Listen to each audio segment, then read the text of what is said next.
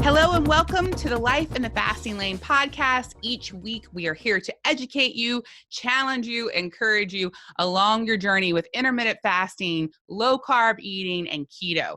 Check us out at fastinglane.com and on Twitter and Instagram at fastinglane. I am super pumped about our guest this week because I just basically stalked her online until she was sweet enough to say yes to let me interview her. Our guest this week is the one and only Ketogenic Girl, aka Vanessa Spina. Vanessa is a sports nutrition specialist and the best-selling author of Keto Essentials. She's an international speaker on the science of keto and host of the popular Fast Keto Podcast. She's also not just a gorgeous woman, she is also a biomedical student at the University of Toronto. Welcome, Vanessa. To be here today. Thank you so much for inviting me on the show, and you are the most beautiful stalker, so I'm happy to have you stalk me anytime. Vanessa, you're so sweet. I'm super pumped. I started following you and, I just think you're incredibly beautiful, but you're so approachable. And I think that you speak about things in a way that people can understand. It sounds like you've been doing this for a while. So I'll just tell you guys, she actually founded Ketogenic Girl in 2015. So it's been a few years now that she's had experience with this. And she has an online social media audience of over 500,000 people between Instagram, check her out at Ketogenic Girl, and Facebook, the Ketogenic Girl. Several thousand people have done her really popular Ketogenic Girl Challenge, the Ketogenic Girl Challenge program. And what it does is it optimizes your metabolic health with nutrient-dense, real food nutrition. So here we are today with Vanessa, and we're going to get real. Vanessa, when I see you, I think, and this is the thing I have, I used to be 300 pounds. I've had 3 bariatric surgeries. I've struggled with obesity my entire life. And I'll be honest, when I see a person that looks like you, I make certain judgments and I go, this person is beautiful. She's never struggled a day in her life with her health or her weight. She's always been beautiful. And I wish I could be like that, but it's hopeless for me. So tell me a little bit about you and your journey. I would love to share. I mean, it definitely has not always been this way for me. I've lost, it's close to 50 pounds now. So I went from being about 170 pounds down to my current weight, and it took me a really long time to get here. And a lot of my struggle personally was dealing with the fact that I had a really high body fat percentage. So my body fat was about 38%, which is really high. And I try to bring a lot of attention to this issue because I think that for our metabolic health, as we grow in life and age, we want to have strong muscles and strong bones. And it's really important to look at the overall picture of what our actual bodies look like on the inside and not just what they look like on the outside, because a lot of times we make judgments on how healthy a person is based on what they look like. And yet a lot of people would have thought that I was healthy at 170 pounds because I'm tall and I carried my weight relatively well.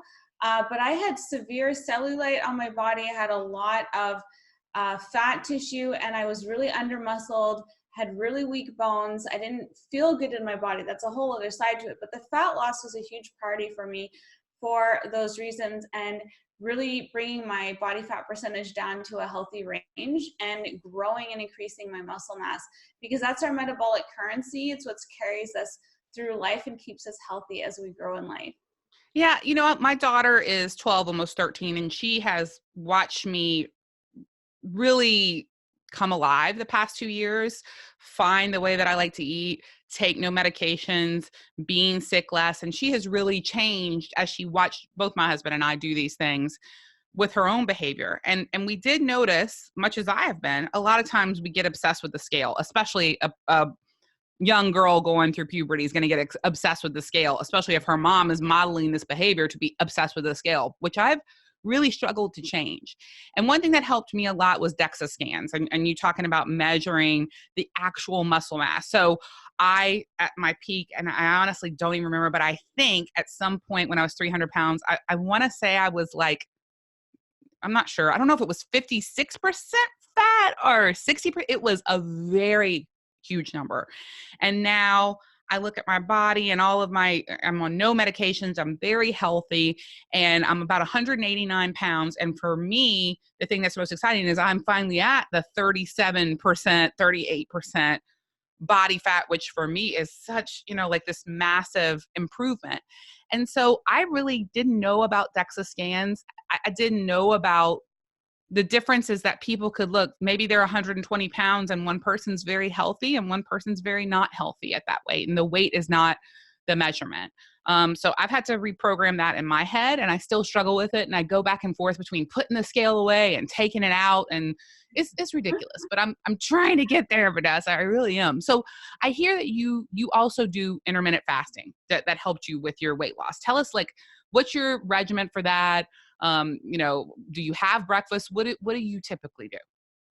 Yeah, so I have had intermittent fasting as a part of my program since the beginning, and I've had a daily eating window in there. So it's an 8-hour daily eating window, and I usually recommend people open it around 10 or 11 a.m. and then close it not too late in the evening. And just having that eating window is a daily intermittent fast of 16 hours, and it really, really helps. The other cool thing about being on keto is that we tend to get in the post-absorptive or the fasted state more rapidly after eating meals. So you eat really, really nourishing, dense meals, and then you naturally fast between your meals because your body's so well nourished and well fed that it becomes less preoccupied with eating because it's not starving for nutrients. You've prioritized the essential amino acids, essential fats that you need, and you're getting really well fed. So then you can focus on living life and doing other things between meals. So fasting to me should really be this organic thing that happens very naturally. I was speaking here in Prague last night about this because there was a question about fasting, and I was saying, the best thing about keto is that it's a fasting mimetic. We get so many of the same pathways activated from fasting through just doing a keto diet, just from the carb restriction alone. But then also, it should be this organic, natural thing that happens where you literally go, I forgot to have lunch today because I ate such a great, nourishing breakfast and I didn't think about food. It didn't occur to me because I'm so well fed, and that just happened. And then having, an eating window that's about 16-8, I think is a really, really great place to be, where you're eating your meals for the day within 8 hours. So I typically do 2 meals a day. I usually have my first one around 11 or 12, and then I have a dinner. I don't ever feel the need to snack between meals. And then I close my eating window after dinner, and that's how I do it every day. I have experimented with doing earlier eating windows, but for my husband and I, we love to have dinner together, and it just works best for us to have our second meal together always at dinner time later in the day. So it's just, you got to find ways to make it work for yourself and make it sustainable that way. Yeah. Before I did low carb and keto, I spent 24 years overweight and no, let's be honest, obese, very, very obese. And I did calorie restriction. I did every diet. I worked out with trainers, 3 bariatric surgeries, therapy, everything. And the thing that I could not overcome was constant hunger. I was hungry all the time. And I really like how you speak about that, because I'm an entrepreneur and I'm a writer and I'm a speaker and I'm a successful businesswoman. But I did all that in spite of my lack of health and in spite of these constant messages of hunger and needing to bring my focus back to life. So now for the past 2 years, for the first time in my life, because of fasting and low carb, I can focus on things and I'm making more bank than I ever had before because I'm able to focus more. I'm able to do better quality work for clients. And I think I'm a better mom. I think I'm a better wife. I think I'm a better daughter. Hopefully I'm a better friend. Because everything before, I had to constantly pull myself back from, it's time to eat again. It's time to eat again, 6 to 8 to 10 times a day, because there was this nagging hunger. And for me, once I got through the first month and a half of eating keto, I was shocked that I got hungry 4 times in a day. It had never happened in my life. And I just asked my husband, is this normal? And he's like, yes, it's totally normal. And I'm like, well, no wonder people who are thin and don't have issues like this don't understand people who are not, because they can't understand the constant nagging in your body and brain that is telling you, you got to eat more, you got to eat more, you got to. And that freedom has been the biggest benefit to me, besides the wonderful health and being super hot, besides those, Yeah. that freedom in my head is like this huge benefit. So, you had this process, you lost this weight, you started in 2015. So you've been practicing this for a while. I'm almost 2 years into this, and I got to be honest, there has never been a day when I have forgotten a meal. Like, I wish there was, and I'm hoping that'll happen. But no, I'm waiting for that moment. But I follow pretty similar to the schedule that you do. We usually have lunch and we have dinner. I'm curious, sometimes I wake up, and like today I woke up and I just like, the first thing I thought of in life was like bacon. And like, I don't usually eat until noon, and I've been eating well the past couple days. So it was surprising that I woke up, and every once in a while I'm just like, gosh, like I got to eat something for breakfast. I didn't. I had coffee and water. I'm waiting. Do you know why that is? Like, if you've been eating well and you wake up and you're just really oddly hungry one day, should you eat? What might cause that? What are your thoughts on that? Yeah, I have a few different things. I think, sometimes I will wake up that way too. And then I usually find that I'll be less hungry for lunch or dinner, like if I just eat a really full breakfast. So I just kind of adjust it. But I really, really focus personally on my instinctive, intuitive connection with hunger and with food and the mental and emotional aspects of it.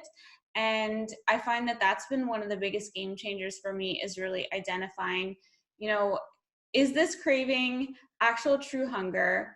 Is it appetite? Is it emotional craving? Because I know from myself, using food to soothe myself for so many years, that a lot of times I perceived hunger when really I just like was not feeling super happy that morning, or something in my back of my mind was nagging at me, like this thing I had to sign and send back, and I hadn't dealt with it. And so instead I was going to this like distraction. And so I think it's really important for myself personally to always be like mindful, like what is actual hunger? What, if I'm actually hungry, for bacon this morning, like go and have that. And then, but I might notice during the day that I might not be as hungry at other meals because I had more food than I usually do in the morning. And just bringing this layer of mindfulness always to, if you notice a trigger or something like that you don't normally have, like asking, what is the root of it? Is it actually hunger? Because we have so many different kinds of hunger. We have appetite, we have physiological hunger when our body needs more nutrients.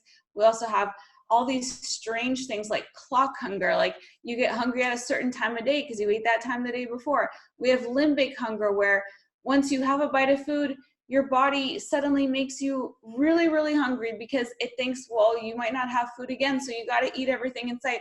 Like, there's all these different kinds of hunger, and it's all just about having that relationship with yourself and that instinctive relationship where is this actually a hunger cue, or is this like an appetite cue, or is this an emotional thing?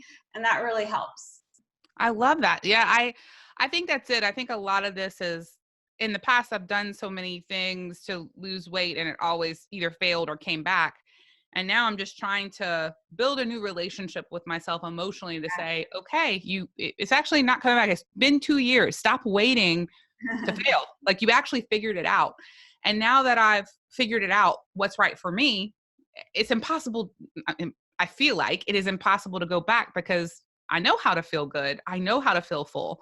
I like food like a lot, and I like to eat well, and I don't always eat perfectly, but I know the difference of how I feel. So I'm hoping it's going to just keep getting easier. And I think it will, because there's no way 2 years ago I would have been like, oh yeah, I could just probably have 2 meals a day and be fine. Like, there was no way. So, all right. So I know you work with like a variety of people, and you talk about the ketogenic diet being an optimal human diet in most instances. Can you tell me, like, from a sports nutrition perspective, how does keto benefit athletes? I am not an athlete, but I hear more and more, keto is a way for people to build muscle and not just for people who are trying to lose weight in all situations. So what do you think about intermittent fasting, keto, and athletes? I love talking about performance and optimizing performance. I just had Zach Bitter on my podcast, and he just broke 2 world records and on ultra marathon sports. And he did this all by being pretty much a 0 carb athlete. Like, he is really meat based. He's a ketogenic athlete. And I've had other athletes who've come on the show. And I think a lot of athletes know that this is a competitive edge. Like, in the 1930s, bodybuilders used to eat 20, 30 eggs a day to get all of this cholesterol that forms the precursors for our hormones that we need, like testosterone, to build muscle. And so when we emphasize these kinds of foods, protein and fat, we really can optimize performance. And there's no such thing as an essential carbohydrate. So that means that the essentials that we need, the essential amino acids and essential fatty acids, we have to get from external sources, but there's no such thing as an essential carbohydrate that we can't get or make on our own. So our liver can make carbohydrates, it can make glucose on demand when it needs to. And I think it's so amazing that a lot of athletes are coming out and talking about this more, that it gives them an edge on performance, because we're doing so much cellular damage during the day, especially with workouts. We need to repair muscle tissue all the time. And we need to be able to replace that with a lot of protein coming in. And that involves a lot of protein and a lot of fats for cellular repair. We also have a lot of protein turnover that happens daily in the cell. That's just proteins being refolded and taken down and broken down and reassimilated. But in terms of a performance edge, I think it's the ultimate biohack, because it really aligns us with our physiology and how we were designed to function. And it creates less mitochondrial oxidative stress when we are eating less carbohydrates, and we're able to be fat adapted. We're able to be fat burners. That's how we were designed to be. That's why we store fat so well. It's because we're adapted to burn it so well. So when you can transition from being a sugar burner to a fat burner, you get such an edge in so many different ways. It's not just sports performance, it's also cognition, it's our mental performance. We get an edge in all these different ways, because this is how we're naturally supposed to feel: energetic, alive, and with a lot of mental clarity, sharpness, and also a lot of energy to perform really well. That's really incredible. And so, like, I'm not an athlete, but if my husband has the game on, which I don't care about, but I see it, like, they're drinking Gatorade and they're drinking sugar and they're drinking all these things. Like, should they be having salt and water? Like, what should they be doing instead? I mean, I think it depends on the person. You know, I don't think that there's necessarily anything wrong with an athlete being carb fueled and being sugar fueled. I mean, it is a fuel. It's a fast acting fuel. But for example, with Zach Bitter, because he's an endurance athlete, when we're doing endurance athletics, so that means the body is at about 65 to 70% of its VO2 max, we're actually burning fat in that state. So in that situation where someone's an ultramarathon runner, being fat adapted is a huge edge, because you're not depending on having to take these gels and drink sugar and all this stuff. You have stored fat on your body that you can really readily tap into. So there are certain sports, I think, that generally benefit more from being fat adapted, especially if you're operating in that 65 to 70% VO2 max range. But I think all athletes potentially could benefit from it. Like, I have this athlete, Sean Seiko, he's a cyclist and he's a keto cyclist. And he's like, all my friends are like taking all these gels and things with them when we go on these long rides. And he's like, I have an espresso and like, I'm ready to go. And, you know, he can power through for hours. And I know, like, I go hiking with my husband and father-in-law in Utah. We went on this one hike that was 6 hours, and they are professional hikers and I am not. I'm a total amateur. And during the hike, they were taking all these like energy snacks and trail mixes and like having all this fruit.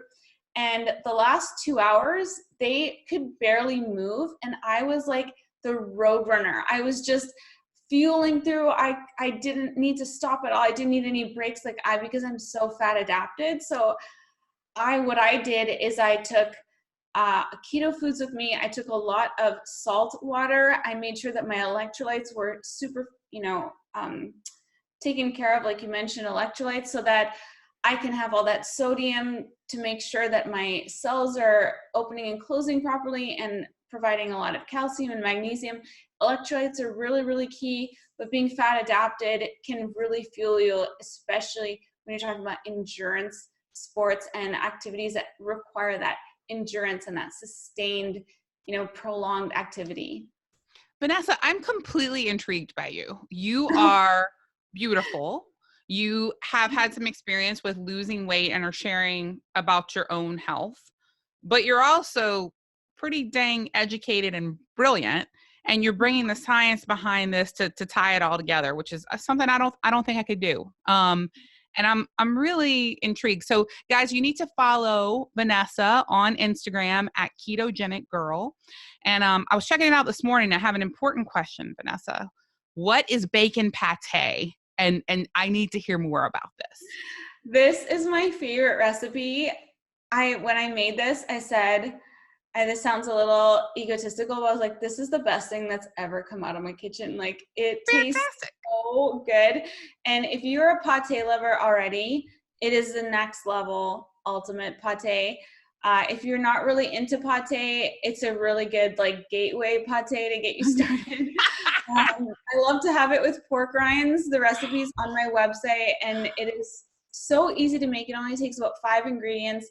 And just scooping up some pate with pork rinds, it's so delicious. It's so satisfying, and it's one of the most nutrient-dense foods you can possibly make because it's made of chicken livers, which are just off the charts nutritionally. So it's one of my favorite recipes. I call it my savory ice cream or like keto frosting. It tastes so good, and it's if you're a pate lover, it's a really, really good recipe to try. I've been a little scared of pate, but if it's a gateway drug to pate, then I'm in. I'm definitely gonna do it. So tell people, I will. So tell people a little bit about your site, your books, where they can find you, how they can work with you. Tell them, and why are you like so fancy and in Prague? Tell us. I would love to. This is my cookbook, Keto Essentials, I came out with, and came out with it a couple of years ago. And I've been in Prague now for about 4 years, but it's really our home base because my husband travels a lot to speak. So we're always kind of jetting around and speaking at different events. He speaks in finance, and I speak on keto and keto topics. And I love just getting to travel and go around and spread and share the word about keto. I have a program at Ketogenic Girl, which is a 20-day Ketogenic Girl challenge. I've been running that for about 4 years. And it is a coaching program. It has all my meal plans in it. And it also comes with my support and coaching in a coaching and support group that we have on Facebook. And I've been running that for a while now, and it's been awesome. Like it's really effective for fat loss without having to do all kinds of exercise, and like there's no supplements, there's no exercise routines. It's just make delicious keto recipes and eat them, and then you have this community around you that's doing it too, and people get really great results from it. So I'm really proud of that program, and thank you for asking me about it. I want to check that out. Where can I find that program again? It's at ketogenicgirl.com. Okay. I'm definitely going to check that out because I don't want to exercise a lot. I do a little. I don't want to exercise a lot, and I like to eat. So this sounds like a good plan for me. I hear that I'm going to get to meet you in person because we'll both be speaking at Low Carb Universe in Mallorca because we're fancy like that. Tell me what you're going to be speaking about there. Yeah, so I usually talk about the biochemistry of keto. This time I'm doing a brand new talk, which is all about autophagy and the cellular cleansing process. There's a lot of myths out there about autophagy. It's kind of poorly understood. So yes, people are confused about like, oh, you have to, it's this mythical thing that occurs in the body after you fasted for like 5 days and, or 3 days, or, there's a lot of misconceptions about it. Whereas I want to talk about the actual science behind it. It's kind of an ongoing process that's happening all the time in the background. That is our cellular recycling program that happens. And I'm going to talk a little bit more about the science behind it so people can understand how exactly it works and dispel some of the myths out there about it. Well, I can't wait to meet you in Spain. Guys, if you haven't checked out Low Carb Universe yet, please check it out. Come see Vanessa speak about autophagy and unravel the science behind it and make it easy to understand. I need to go to that. I'm definitely going to that. I'll be there talking about the lifestyle and emotional sides of intermittent fasting. And my husband and I will be talking about how you don't hurt your partner when you start a new way of eating or a new way of fasting and you have different views on how you want to do it or not do it together. So we'll be talking about that as well. Vanessa, thank you so much. I can't wait to meet you in Spain. Me too. I'm so excited to see you there in just a few weeks. I know. I can't wait. Well, Vanessa, thank you so much for being on the show. And everybody, thanks so much for tuning in to the Life in the Fasting Lane podcast. You can get all the tips you need for fasting, keto, and low carb at fastinglane.com. Check us out on Instagram and Twitter at fastinglane. And until next time, to your health and hotness.